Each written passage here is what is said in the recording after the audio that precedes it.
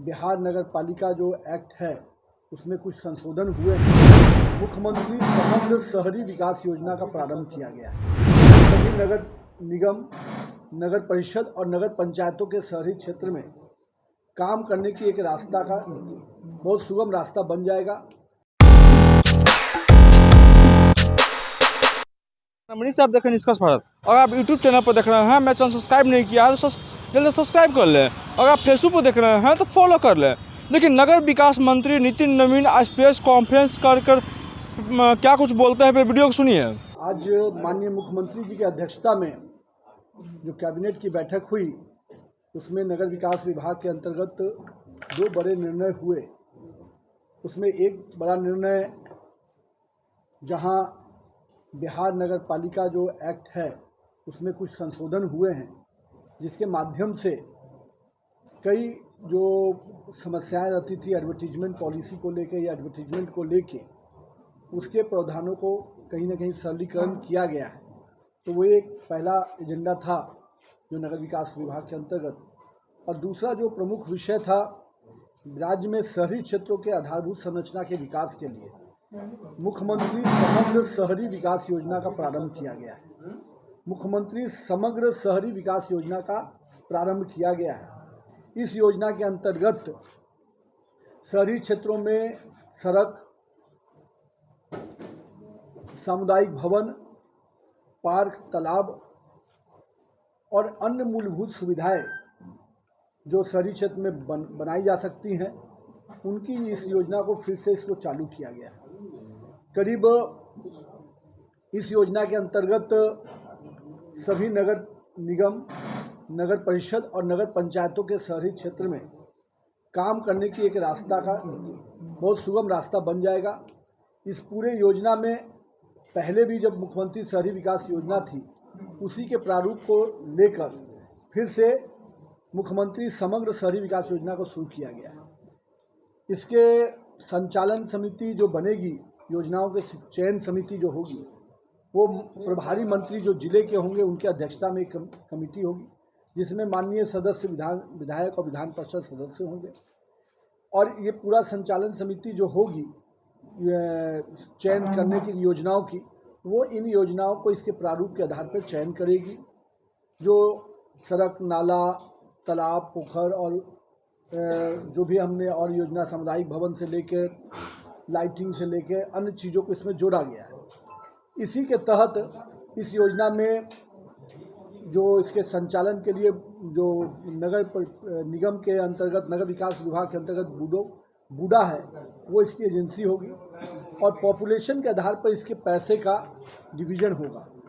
और अभी इस वर्ष के लिए 500 करोड़ की राशि का प्रावधान किया गया है, जिसके तहत 2 गुना 3 गुना राशि लेकर इस योजना को माननीय सदस्य लोग इसकी अनुशंसा कर सकेंगे।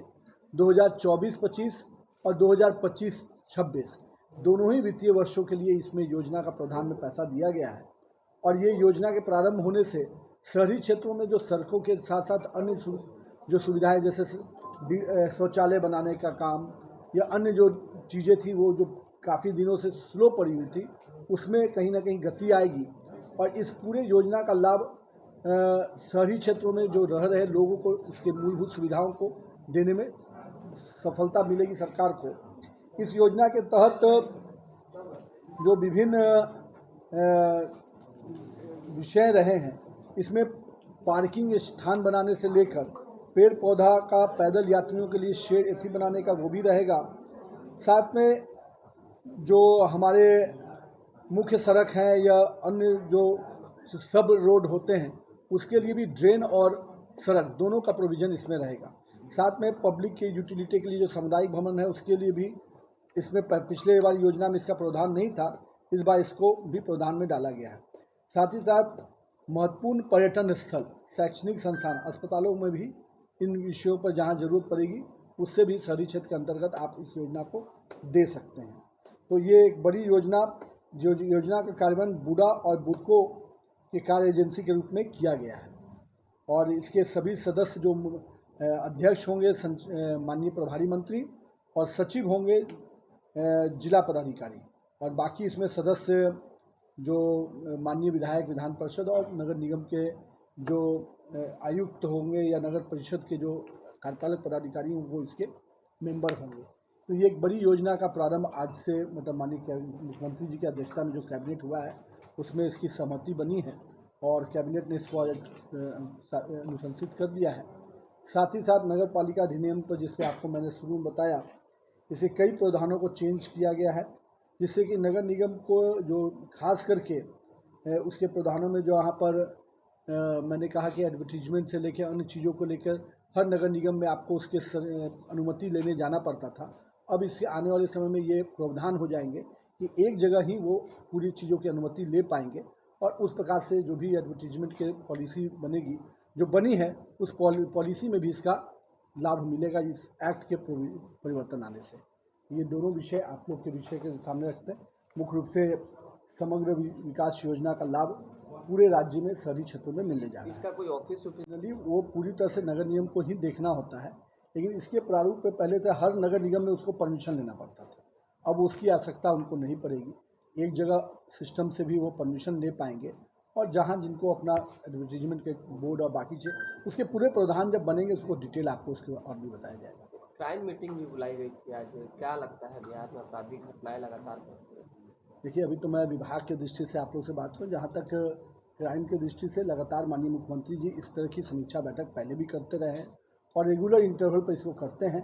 आज भी जो घटनाएं घटती हैं उन चीज़ों की मॉनिटरिंग होती है कि कब माननीय मुख्यमंत्री जी का जनरल रहा है कि हर डिपार्टमेंट वाइज भी उसकी समीक्षा करते हैं। तो उसी के दृष्टि से आज गृह विभाग की डीएम एसपी के साथ उनकी मॉनिटरिंग है। तो आपने सुना नगर विकास मंत्री क्या कुछ बोले हैं। आज नीतीश कुमार मुख्यमंत्री का समीक्षा बैठक था, उसको लेकर आज नगर विकास मंत्री बोल रहे हैं कि नियम नगर पालिका में कुछ संशोधन किया गया है।